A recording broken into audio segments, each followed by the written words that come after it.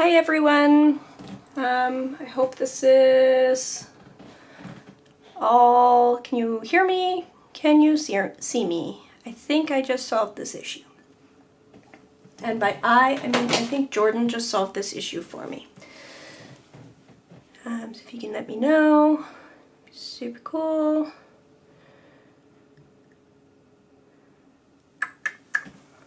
I'll take a little moment.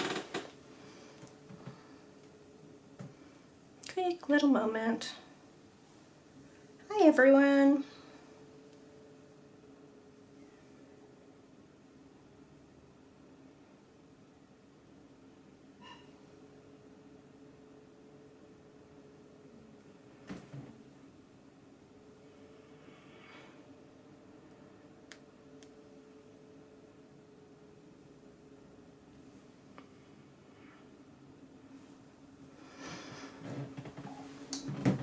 Hi Paolo! Yay, okay. I'm glad that sound and video are both okay.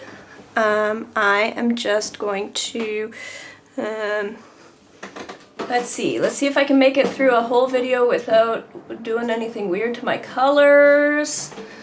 Apparently last time I managed to just completely delete my control panel, so that's why I couldn't start the thing, because it wasn't connected on the on one side. So yeah, so I've got, ooh, thank you. Got water. Got cleaning products out of the way.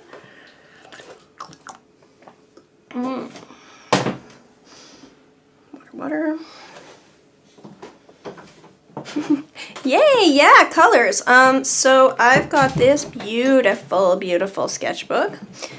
From 2021. We've been doing those sketchbook exchange for quite a while. And I really hope that, I guess I can always remove these if I'm told to remove them. I really hope that Teresa and Bindi are okay with me sharing their pages, because this sketchbook is so impressive, and I've actually been meaning to work on it throughout the summer. I kept on setting it aside to take it to various residencies and never actually made it to any of the residencies I went to. But that's okay, because this is going all the way back to Australia, so, you know, I'm sure I'm far enough already. So this is just gorgeous. These front letters like falling off, so I might have to do something about that. But look at this. Oh my goodness. Oh my goodness. Oh my goodness.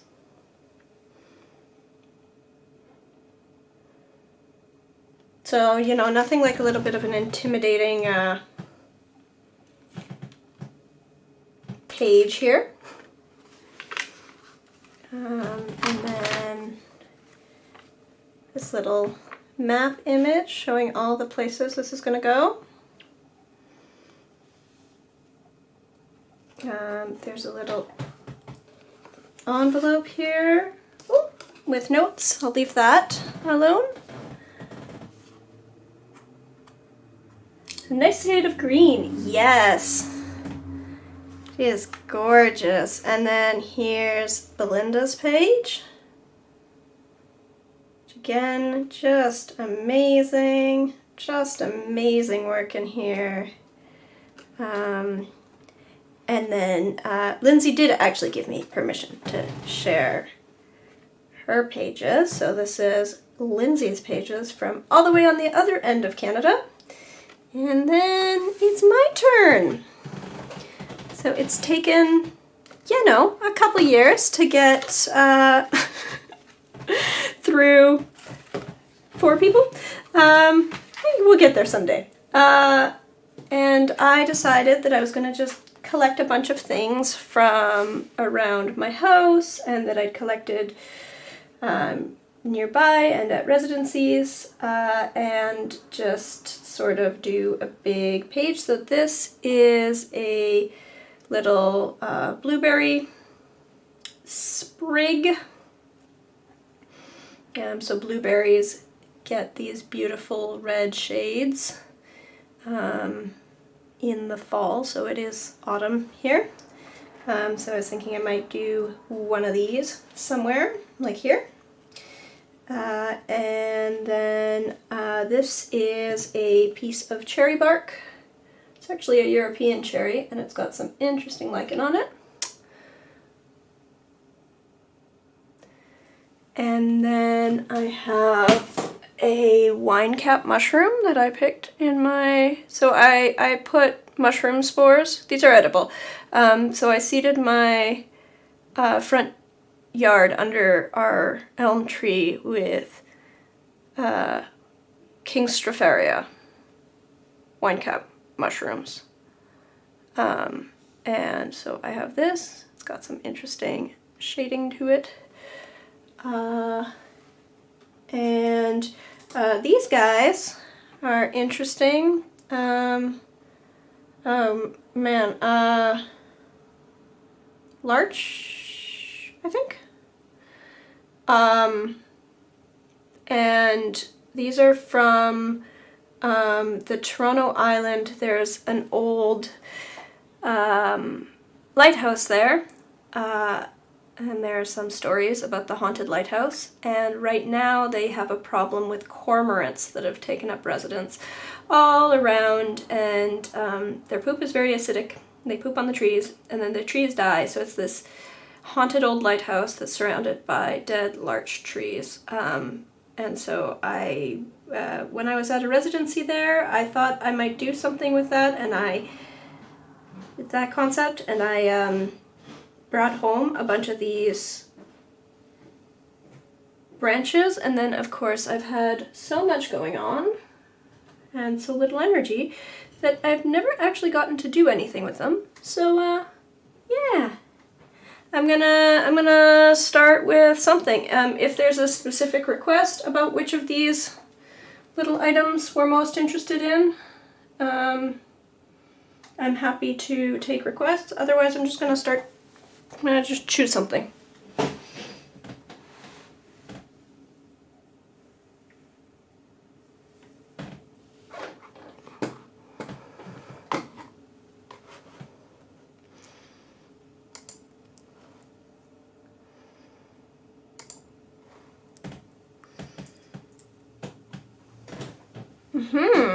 Are all interesting. And I do expect that this is probably going to be, you know, a couple weeks of sketchbook playtime, so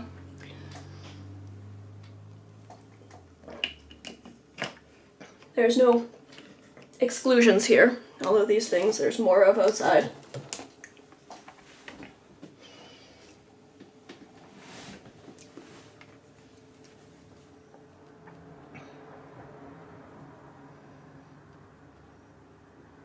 I think I'm going to start with this.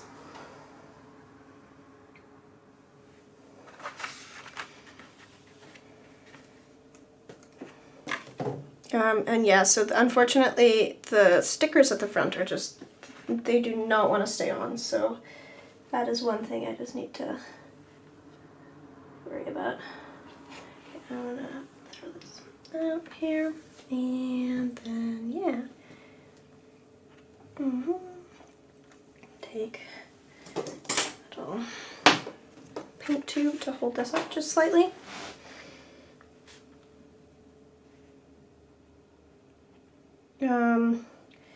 So in general, my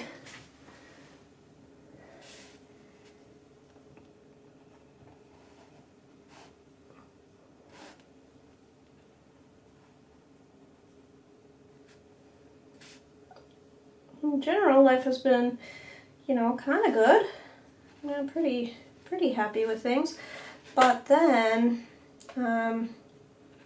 my studio is full of rats, and it's really been, that's been that's been my issue. It's not cool. Rats are awful. I didn't really realize how awful until I had to deal with them. And they're really, really bad. I really, really, really, really, really do not like having to deal with rats.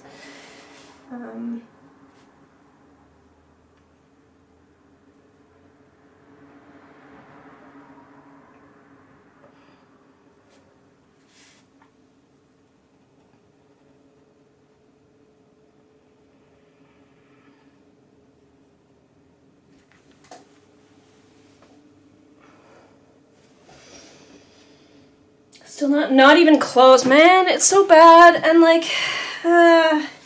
it's an issue because we have it's a really nice space, and it's not, you know, probably not forever. We always knew that we were somewhat at the mercy of, you know, it's a commercial rental on a month-to-month lease, so there's no rent protection. Like, our rent could go up at any point, and it's way, way, way below market rent, just because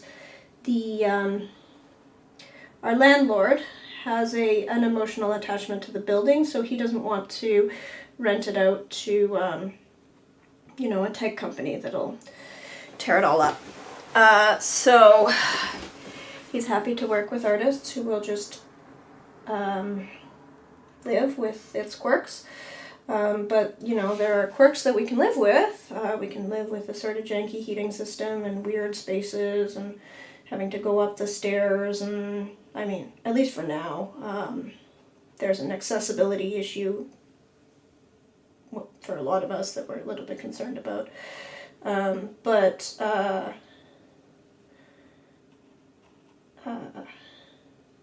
You know, we've been pretty happy to deal with a lot of concerns there, but unfortunately some things not so much. We can't see the sketchbook. Oh my goodness, yes, of course not. Here you go. Let's move this up.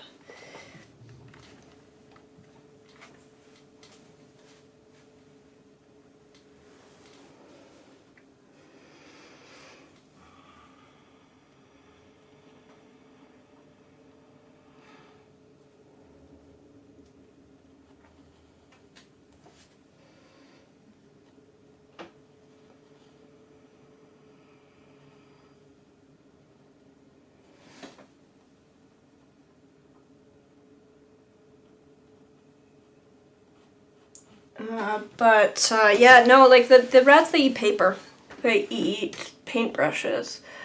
So they've eaten artwork of mine. Now, granted, I've so far been lucky in that they've only really gotten their little jaws around some older stuff that I wasn't really expecting to sell at all. So it's just, you know, still not pleasant, but hasn't impacted me as financially as much as if they'd eaten new work that was getting ready for exhibition. I think that the fact that I'm working on panels now probably is going to protect me somewhat, but like, I just can't work in a space where the pests are eating my artwork. And so we've been trying to exterminate. The landlord is not terribly interested in contributing towards those efforts. In fact, in some ways he's being quite unhelpful, which is, yeah, not great.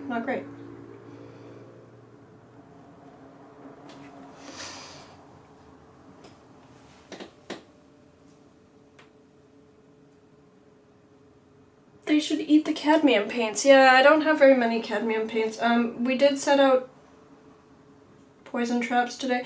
I was trying to actually seal up and I climbed on a chair to seal up a gap in our sieve of a wall.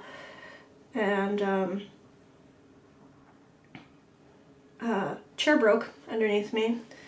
And so I've had a fall, among other delights.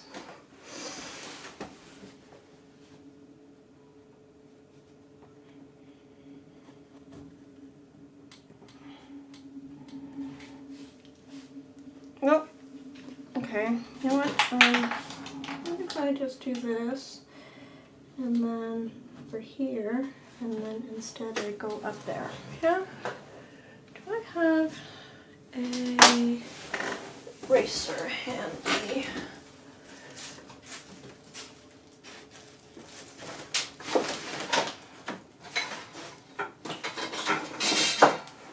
Probably not. I generally don't use erasers very much.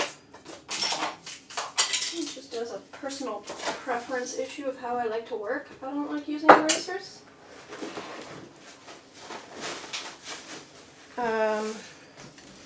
So I'm a little bit out of my comfort zone right now.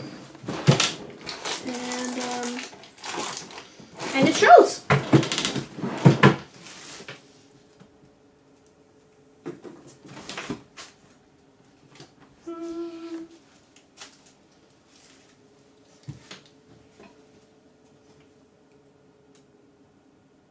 Okay, well, I'll deal with that later. Don't need an eraser right now.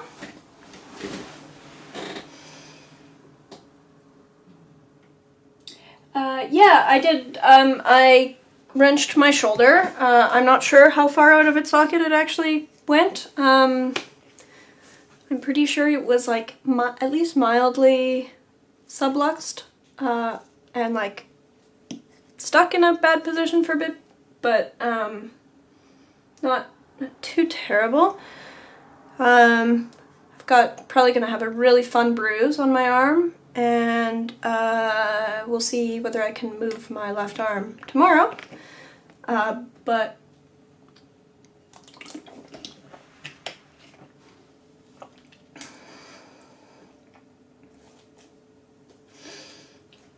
I'm gonna stop watching Garden of the Year TV shows. Oh yes, those are dangerous to me as well. I agree. Yeah, those are just a dangerous. They're a dangerous.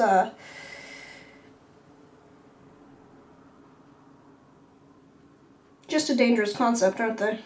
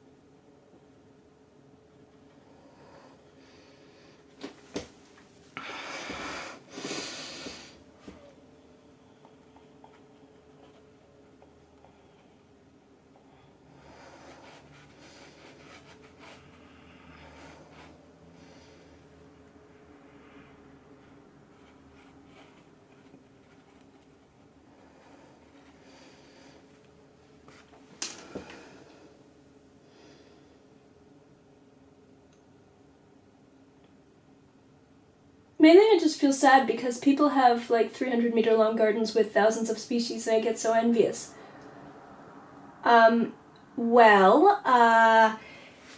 Yeah, my garden is definitely small, and sometimes I wish I had more garden.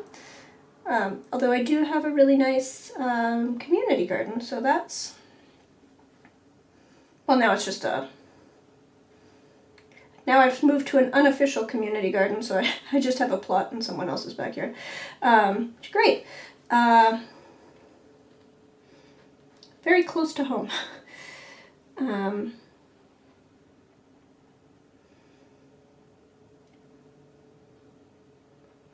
But yeah, you know, there's a lot you can do with a small garden. I've enjoyed the challenge. Now, just as I'm starting to do larger pieces, suddenly my studio's at risk, so that's a fun thing.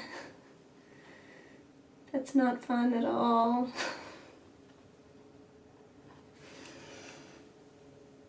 I was having such a good month.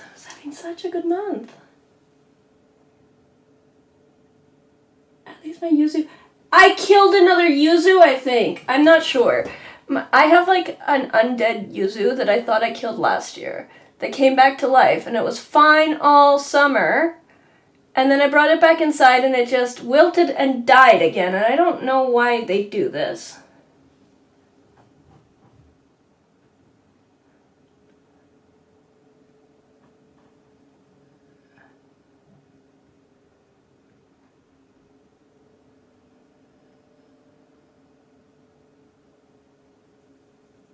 But I have a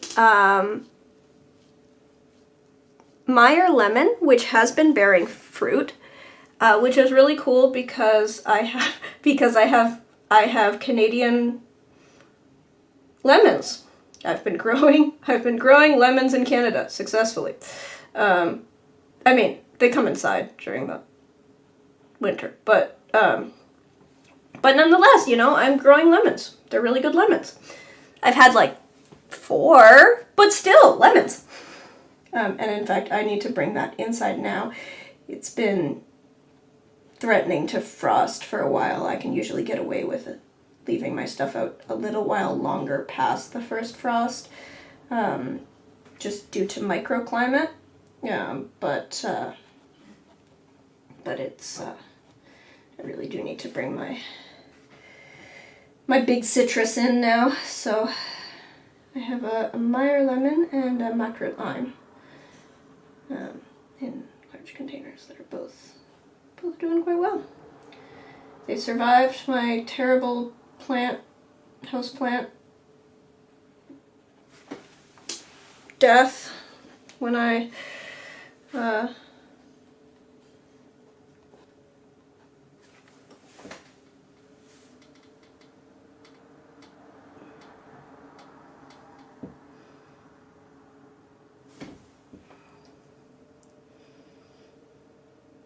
I'm trying to sneak a finger lime into your balcony. Is the problem a lack of space on the balcony, or other family members who disapprove of the influx of citrus?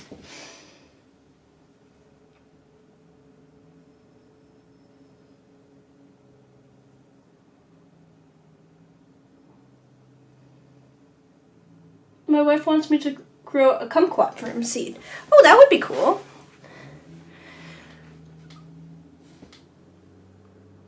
I am holding off on buying. I'm so tempted. There's a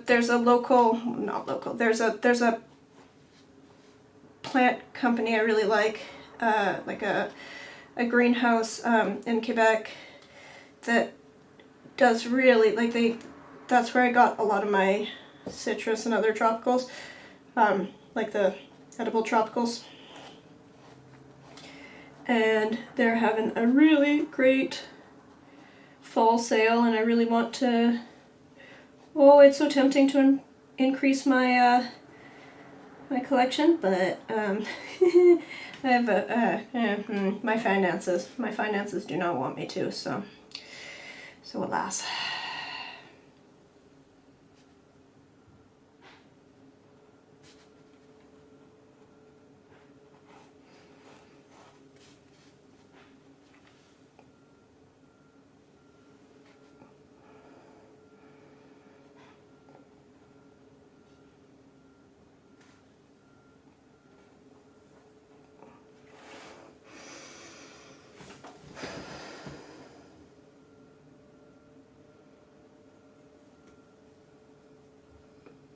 Gonna be gifts for my wife's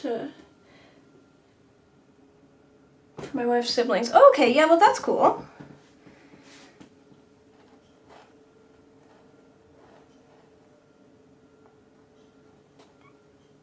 I started some of my perennials from seed, like my native perennials this past year, so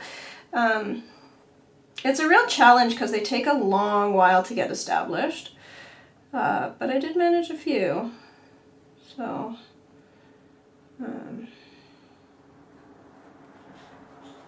And then I always start my vegetable garden from seed.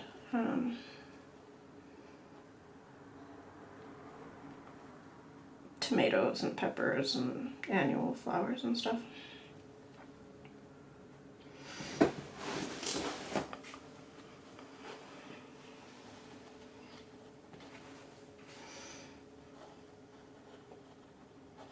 don't know why I...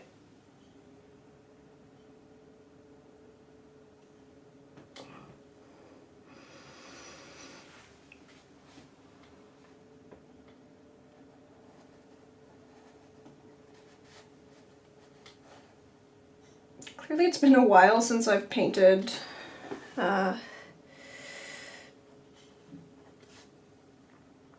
leaves like this, because I got to the point where I was, you know, confident with leaves. Man, leaves are difficult. I almost think I didn't paint a leaf every day for a year.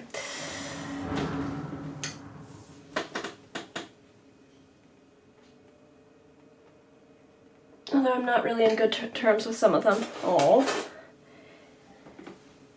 Well, I thought I was on good terms with my in-laws.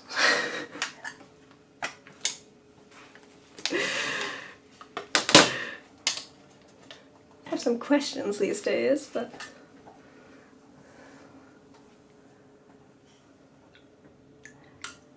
and then the interesting thing about this is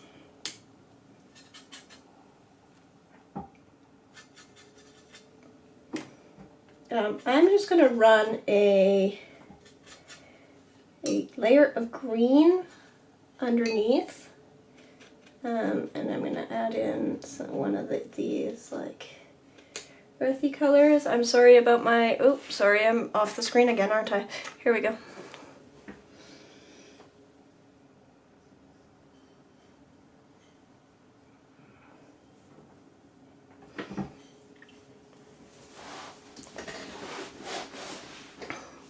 So this is going to be all red, so it seems a little weird that I'm painting it green first. But the thing is, the veins are a sort of greenish tone, and it's a very muted red. So I'm going to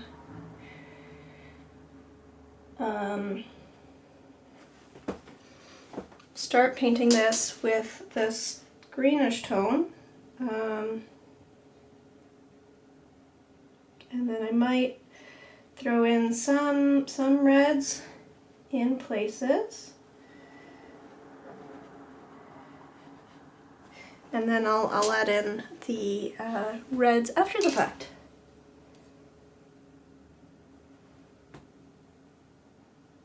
Oh, a topiary garden, what a waste.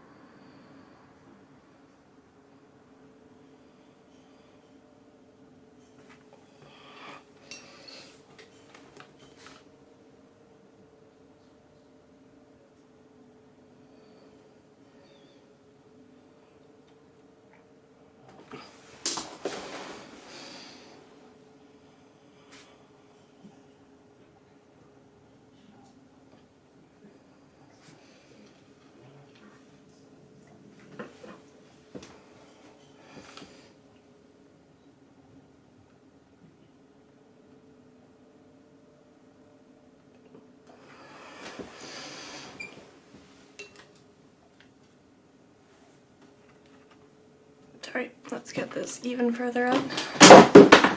Or maybe let's...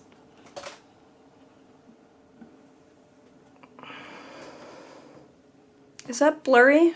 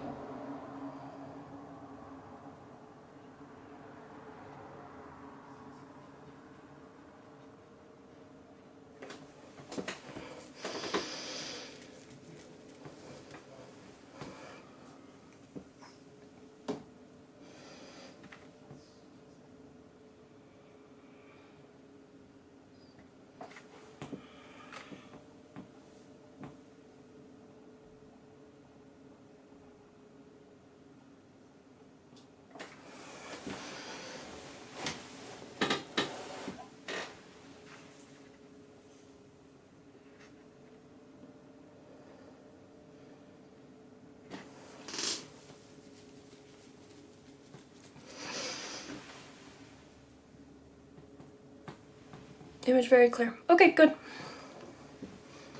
Because I had to adjust the camera a little bit. So my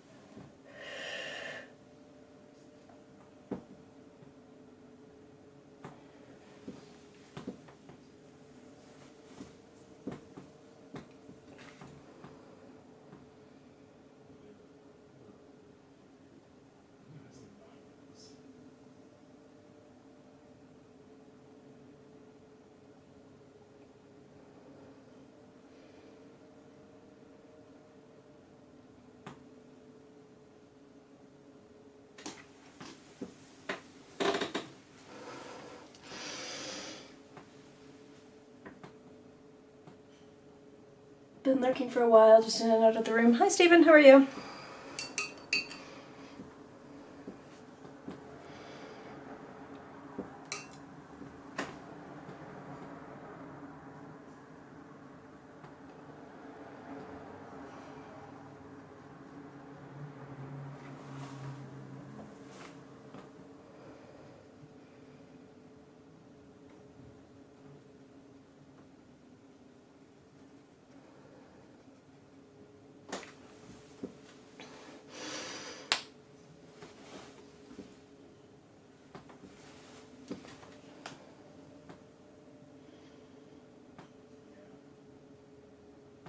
There's a heart at the bottom of the chat box. You can get hearts flying and other stuff. It blocks comments. It's the most annoying placement ever.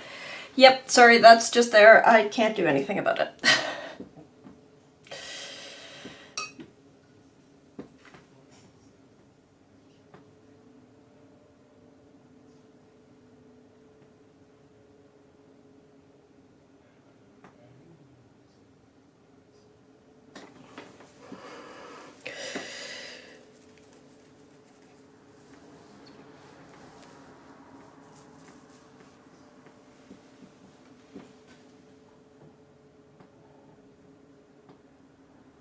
Oh, are we sending me all sorts of little... A new YouTube feature, I guess. Indeed.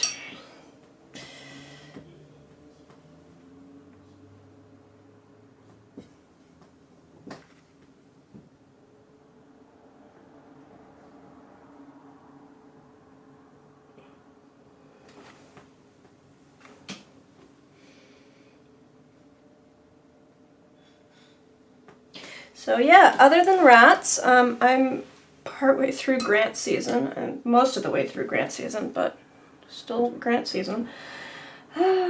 So applying to lots of grants, which, you know, valuable and all, but wish I was doing more art and less applying for money.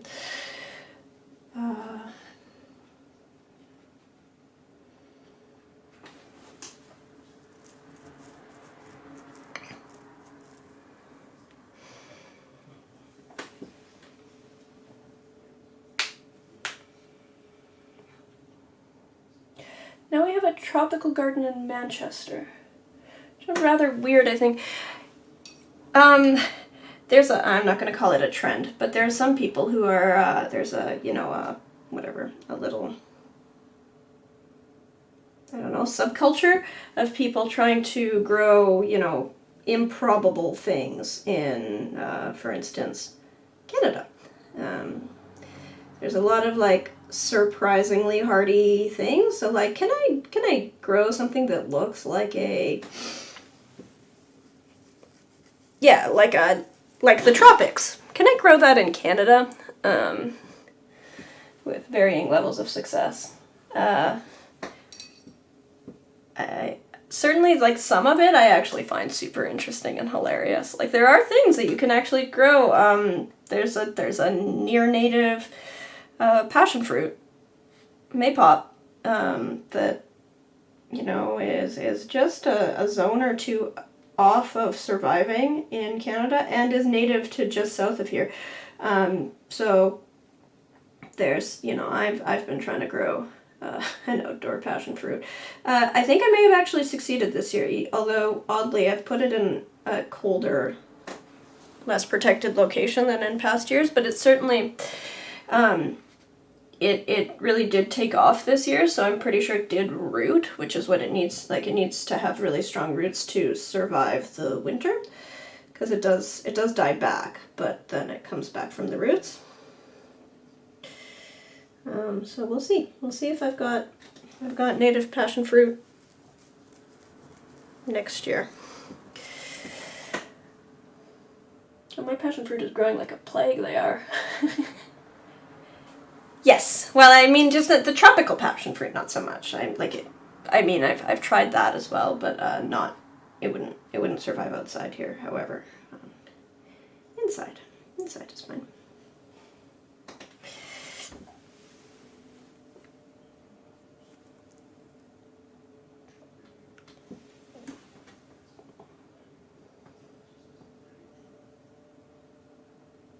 It took them like 18 months to germinate. Yes, so that is actually how I ended up with my passion fruit this year. My maypop, so Passiflora incarnata. So it's not exactly passion fruit. It's the same genus. And it does produce a fruit that tastes like passion fruit. It's a little bit seedier than most of the commercial varieties of passion fruit you might find in a grocery store. But it is passion fruit.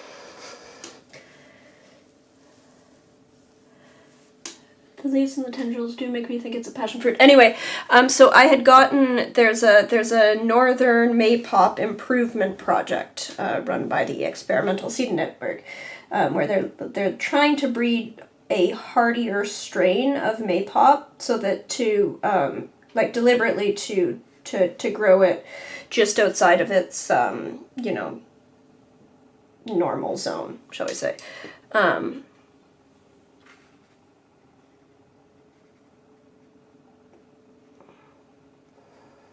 And I had done that a couple of years ago, and it didn't take. I tried again last year, and I got a few sprouts, but none of them rooted well enough to survive the winter.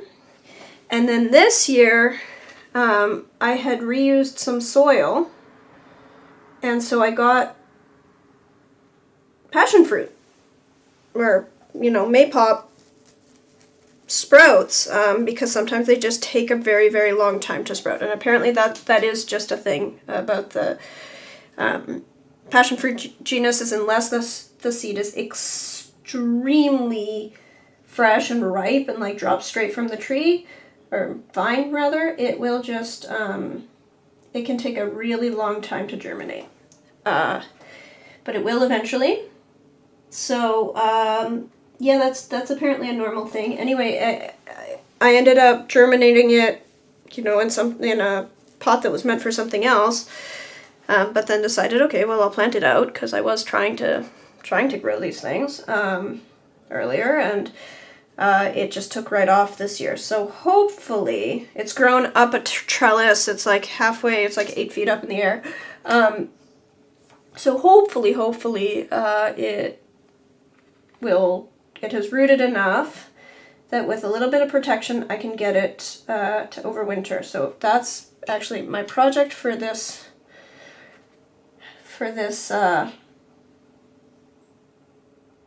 weekend, mind you, arm permitting, because my left arm is not very functional. So I might have to get Destiny to help me with some of my gardening. But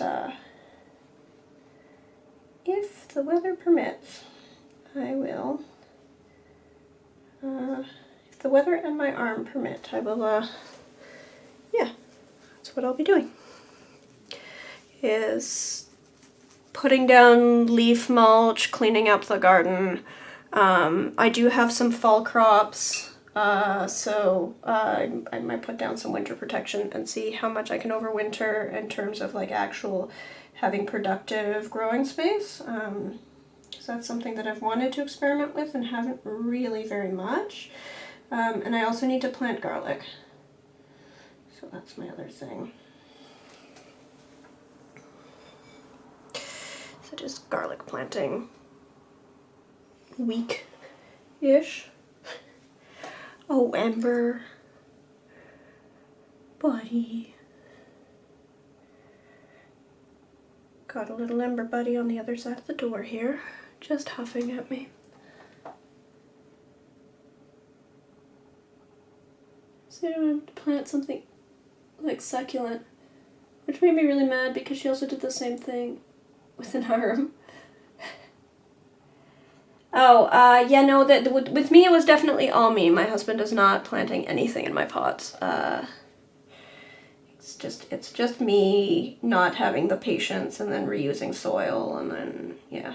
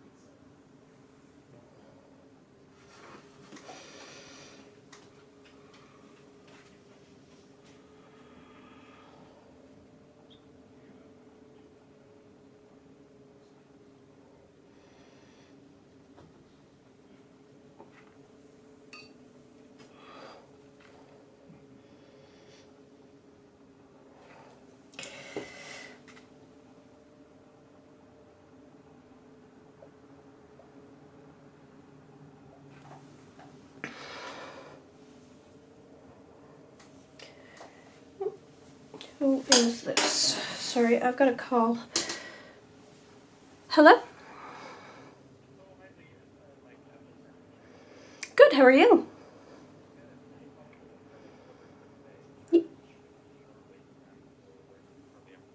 Yes, that's correct. I may not come to the door, but someone will be here. Okay. Okay, thank you. Bye-bye. That was my lovely pharmacist calling me to tell me that he's delivering my meds because my pharmacy is run by literal angels. It's amazing what a bright spot something like a good pharmacist can be.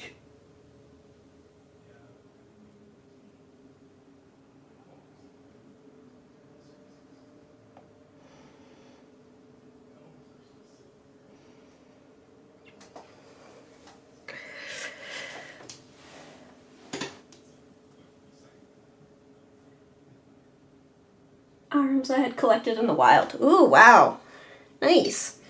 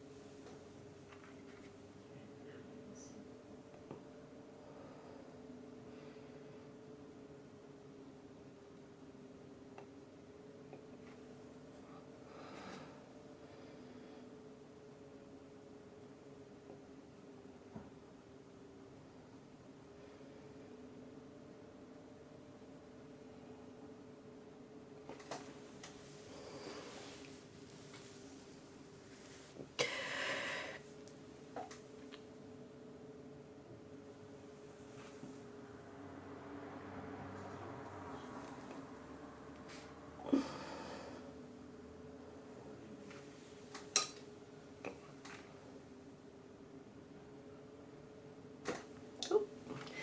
Okay, I'm gonna just have to. Yep. There we go. Mm-hmm.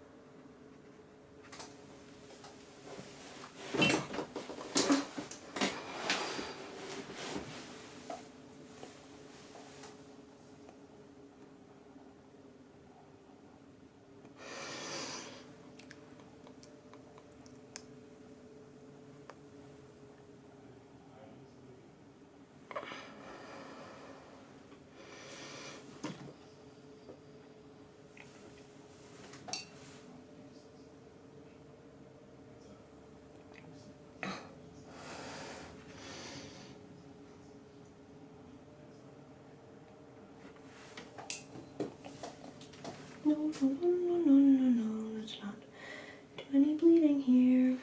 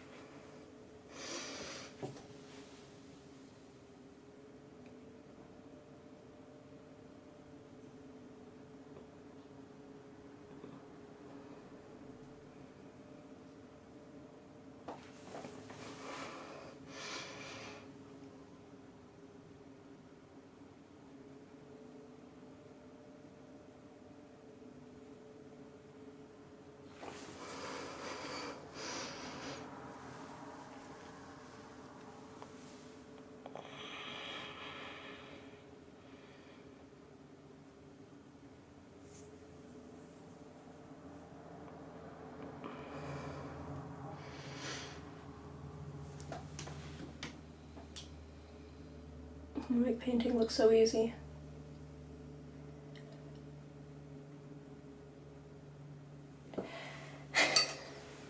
Painting's fun.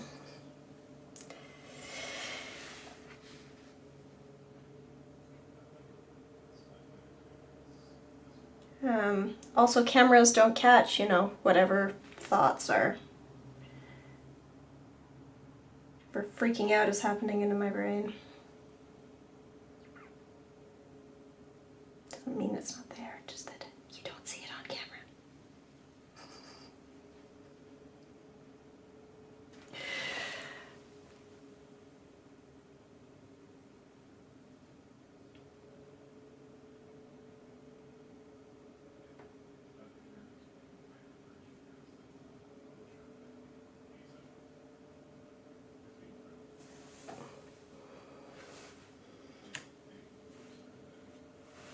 And then I can, so what I'm gonna do here, let's see, what time is it? 5 o'clock, I got lots of time.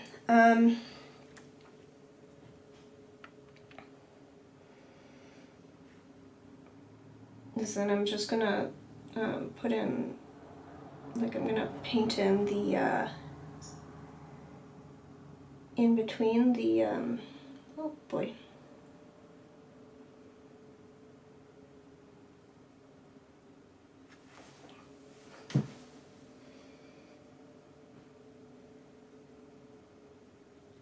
Like I'm gonna negative paint these little veins.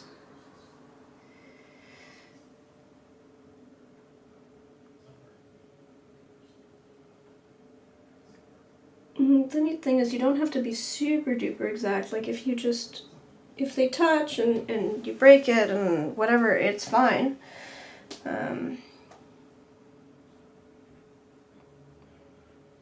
And then you go in and you add layers and layers and layers of this, and it just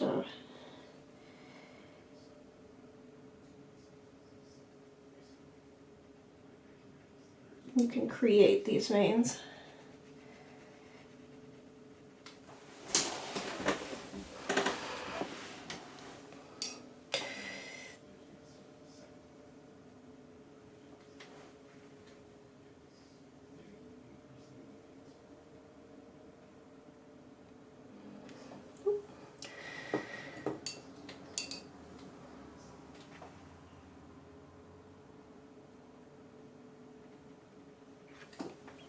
And I don't know if I'll actually paint through all of the leaves, because, you know, that could take a lot of time. I might just do some of them, leave some of them unfinished. It's a sketchbook.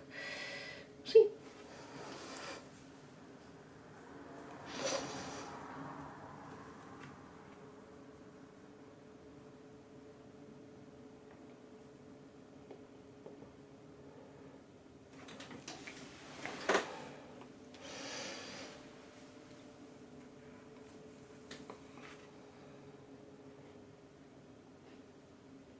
A little bit closer in here.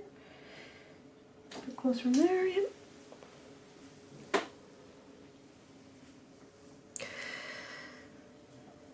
I can do another one of these.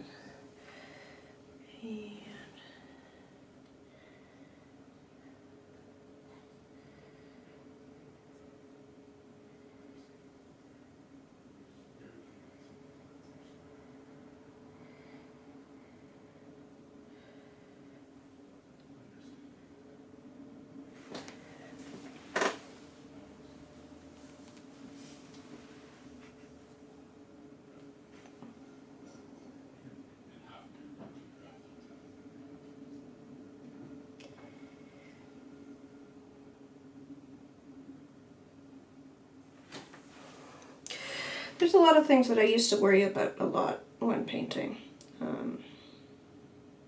In terms of like, oh, I've got, you know, my color's bleeding, my lines are touching, my something, my this, my that, my color matching. And I think a lot of what makes, I don't know, painting look easy is learning what doesn't matter.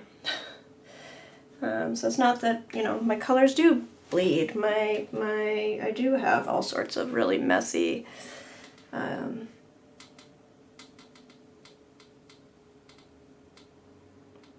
messy lines and things that happen, and you know, there's a lot of things that I've just learned, okay, well, that doesn't actually matter.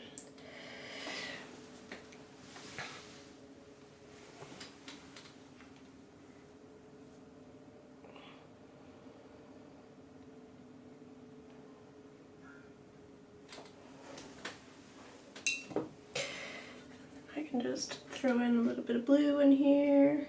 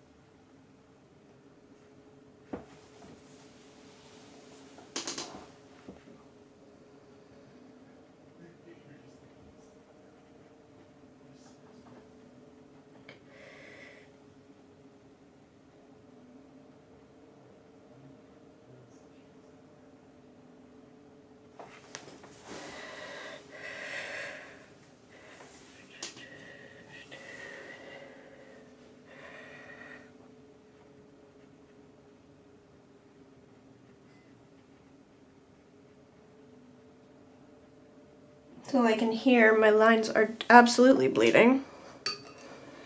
I'm just not worried about it.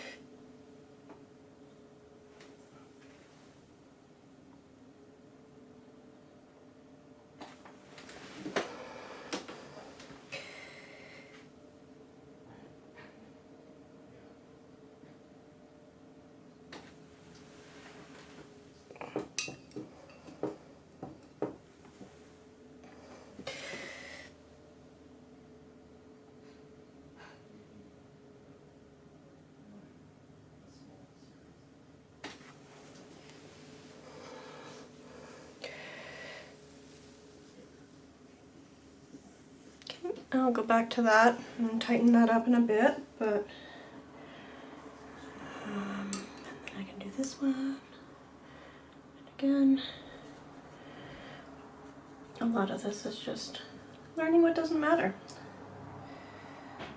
I used to stress out about, yeah, matching each little section in color to the next one. Doesn't matter.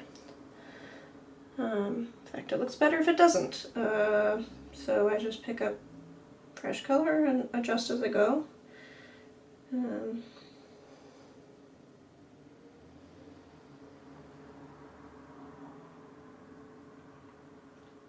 I used to care about trying to avoid, you know, big blotches, and it doesn't matter. Big blotches are great.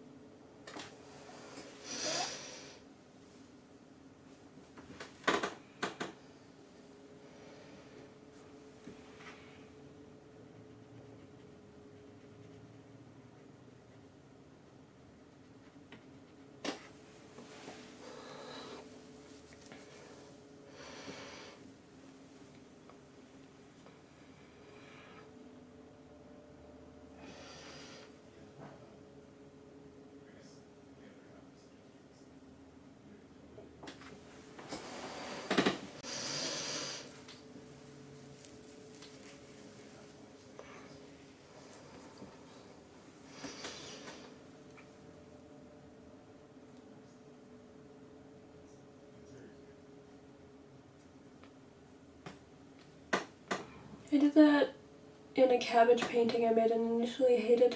My wife had it framed and now it's on the wall and I just love it. Yeah!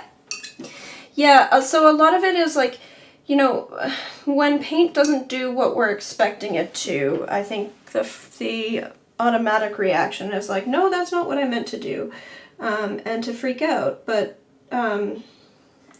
ultimately, like, I've learned that a lot of it, I mean, first of all, a lot of what makes watercolor lovely is just the way that different paints will unexpectedly interact with each other. And so trying to fight that is, you know, why make your life difficult? Why make your life difficult?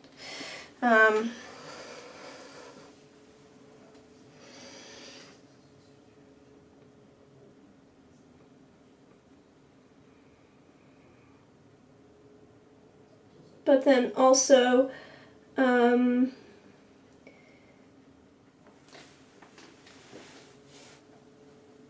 that what really matters, like just sort of focusing on what really matters. So value, form matters a lot more than individual colors, especially, you know, individual colors in a really, you know, in a specific spot. So yeah, just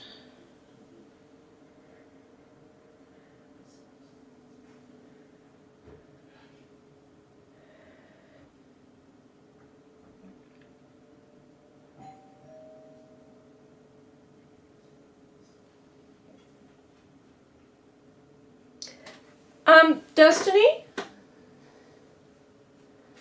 That's the pharmacist. Sorry, one moment.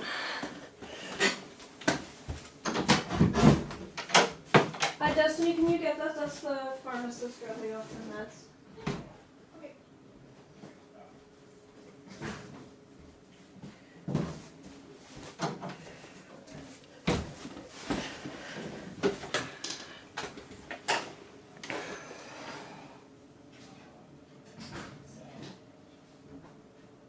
Now, the more impressive thing about that is I use student paints and cellulose paper. Sometimes it's amazing what we achieve in retrospect, and yes, you can do great things with student paints and cellulose paper. It's definitely it's a different experience. You know, it's much harder to get really vibrant tones. But in some ways that gives you a little bit more control over some things. Well, not all bad.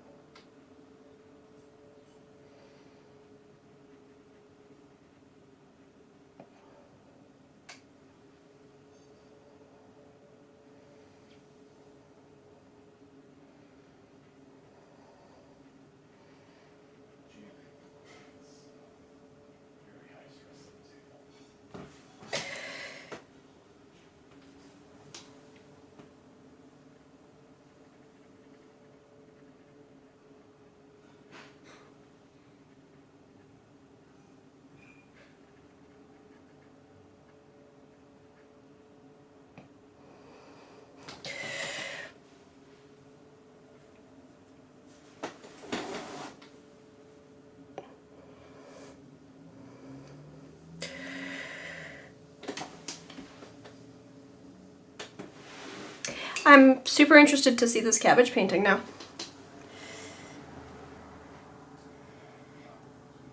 I definitely have a few very old paintings that I like a lot better in retrospect, that I really hated at the time when I did them, and now, you know, because I didn't achieve what I was trying to achieve at that point, and now, you know, I found something else to appreciate about them.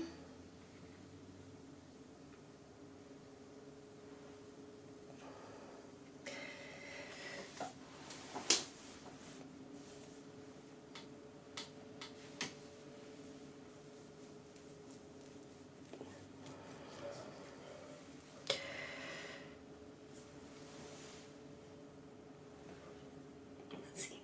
Can I get just a few in here, and there, and there.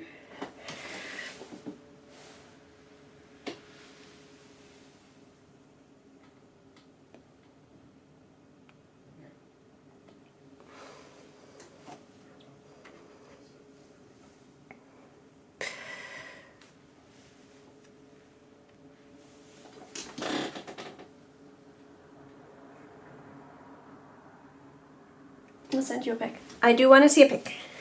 Thank you. Oh, sorry, let me just get this a little bit further. This way.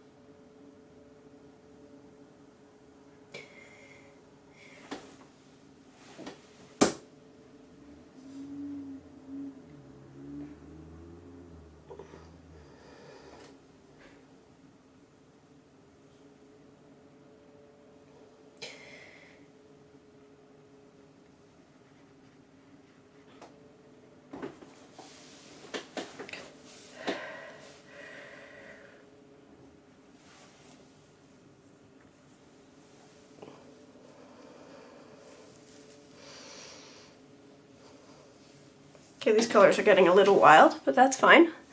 I'm quite enjoying them. It's a little over the top.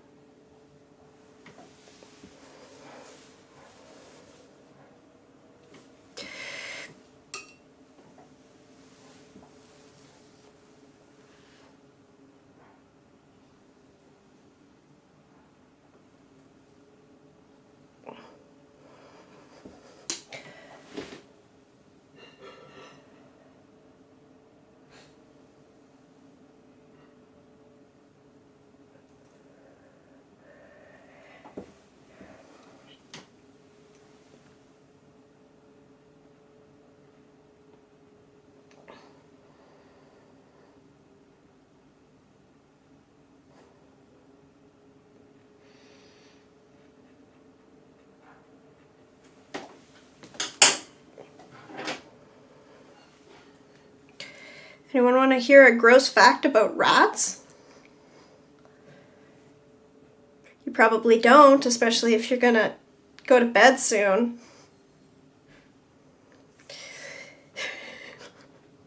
But I'm gonna tell you anyway.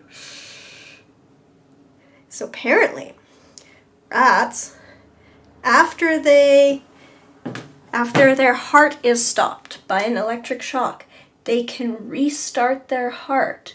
So when you get electronic rat traps, they keep frying that rat for 2 minutes. Like a mouse trap, it just zaps it and then it's dead and that's it.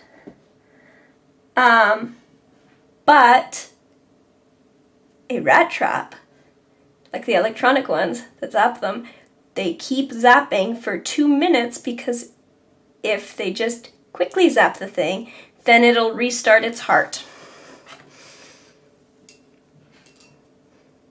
Also, they have a taste for expensive paper. Rats are disgusting. I can't work with the rats.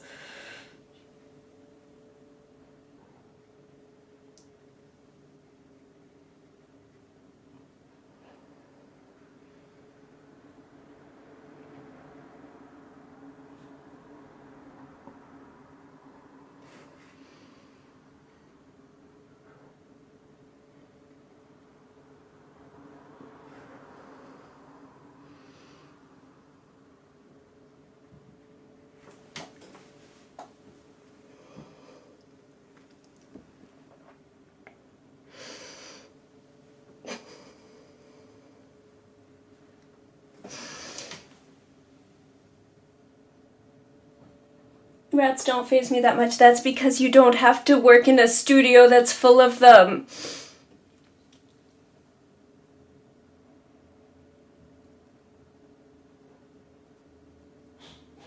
I don't, like, I thought I wasn't fazed by rats. I'm not fazed by other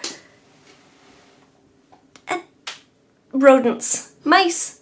Whatever. It's fine. Just put away your food. It'll be fine. They'll be fine. You'll be fine. Rats.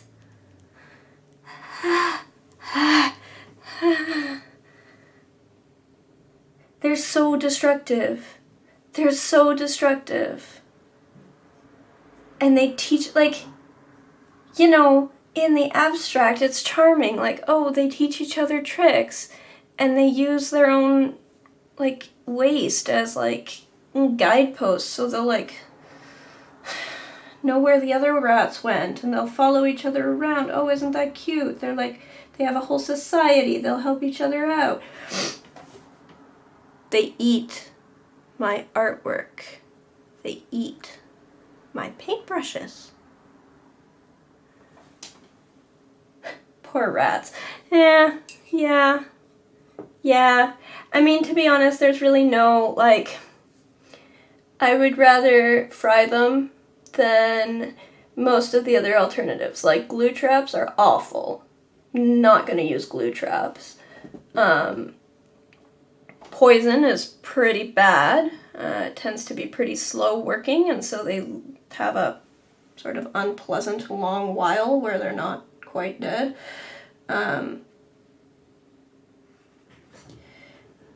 The snap traps are fine if they catch the rat correctly, but if the rat comes in sideways, they can get caught on something other than the middle of the rat's neck, and then you have a rat suffering.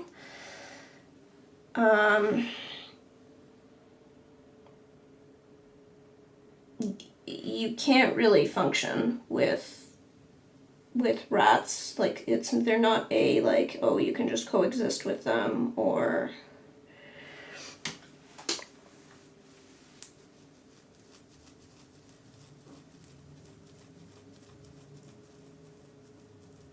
if it's all your own space, I mean, you can seal up, but they'll eat through hard plastic. Like right through, you know, Rubbermaid totes, like hard plastic, anything but metal. Even metal, if it's, you know, it'll take them some time. But, yeah, it's just, they've been eating our furniture, they've been eating my artwork, they've been eating...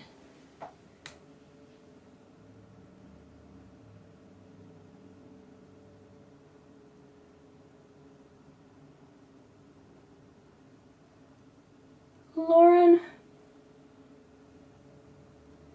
takes care of the neighbor's rats. Well, I mean, domestic rats, they go into an enclosure.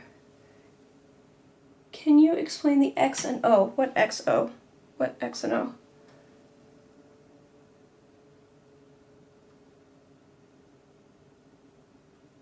Yes, put medicine on a long running sermon. I'm not sure what you're asking.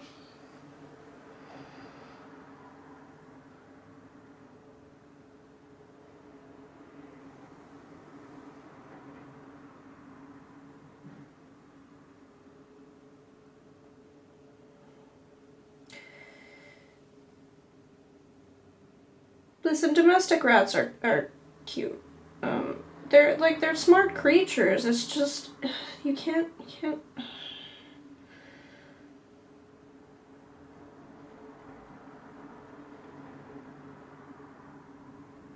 It's because they're so smart and so social and so whatever that it's just impossible to, you know, have a functional workspace with them around.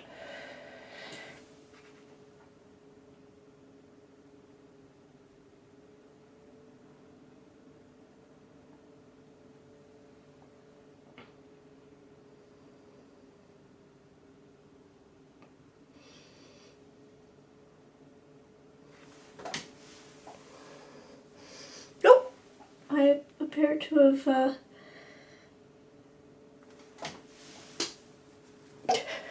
spilled some ink here. Or spilled some... Oh, show the sketchbook cover. Oh, I see that X and O. Yes. This is a... Sorry. This is a sketchbook exchange. And so... the person who started the sketchbook put down stickers here, and the stickers aren't sticking, so I'm gonna have to stick them later.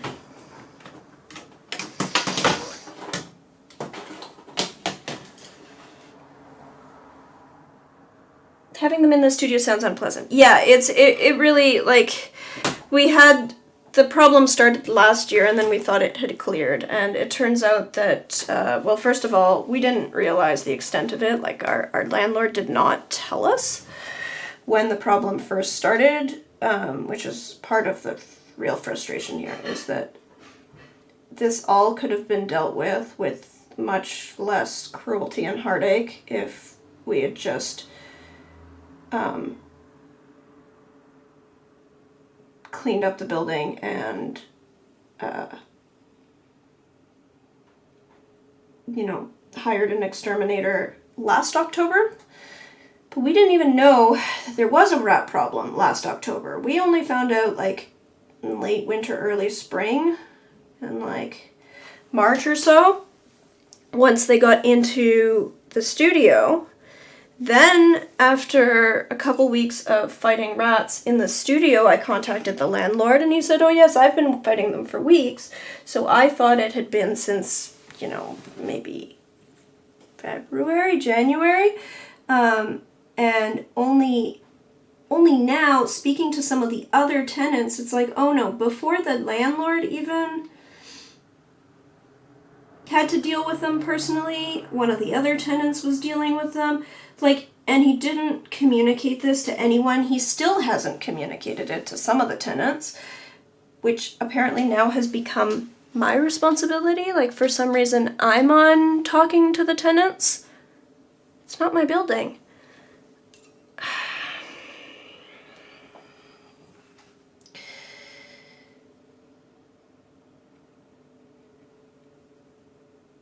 He doesn't want to pay for an exterminator.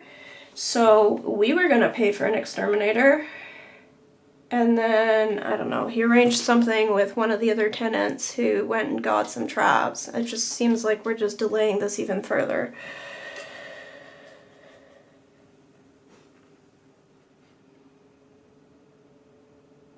Very, very, very frustrating.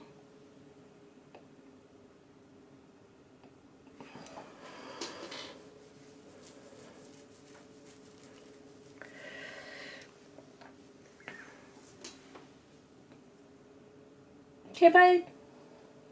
Bye, Paolo. So nice to see you, hear you, talk to you, chat with you, whatever. For how this, whatever the correct wording there is.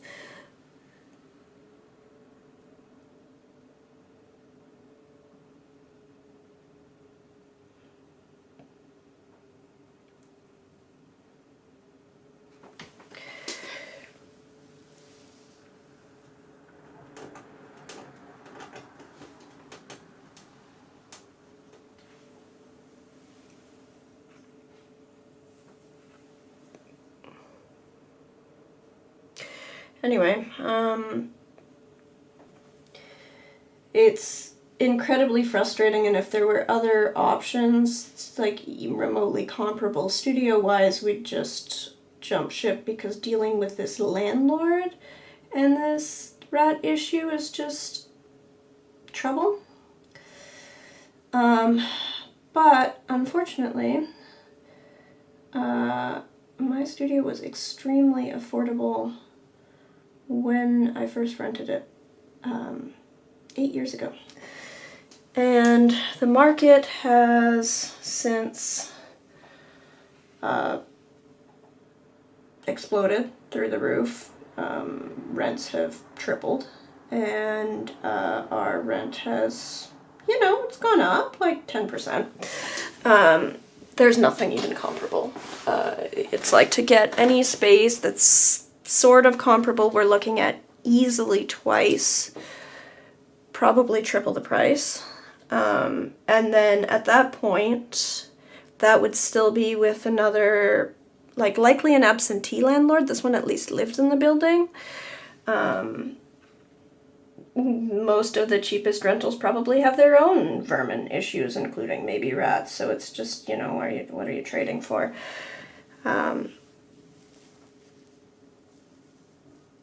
So it's kind of, you know, we're a little bit stuck and trying to see if we can just, you know, push through and deal with it from within the studio, but it's,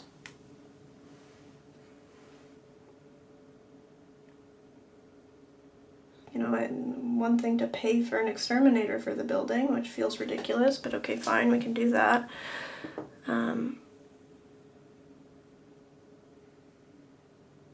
It's just, it doesn't seem like there's all that much, you know, serious effort going in from the landlord side. I mean, he's killing rats. He'll talk about how he's, you know, setting out traps, but it's like every time I talk to him, he's like, oh, okay, well, I sealed up this hole in the roof, so I think they can't get in anymore. Like, excuse me? Your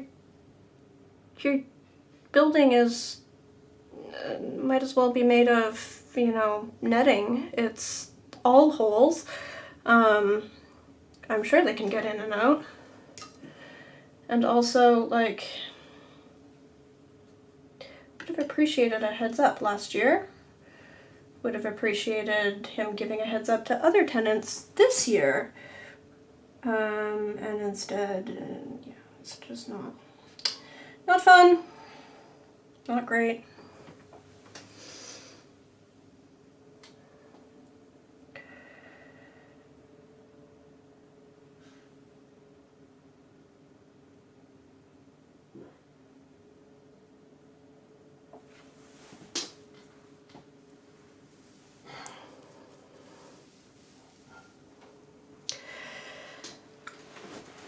All right, I need to stretch my back, actually, so I think I'm gonna cut this now, but here's how I'm doing.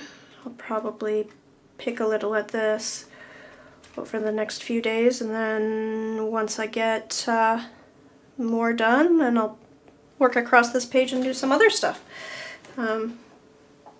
Hopefully do this lovely sketchbook some justice. All right, thank you everyone. Have a nice weekend. Bye-bye. Yeah, let me just end this stream. Yep, and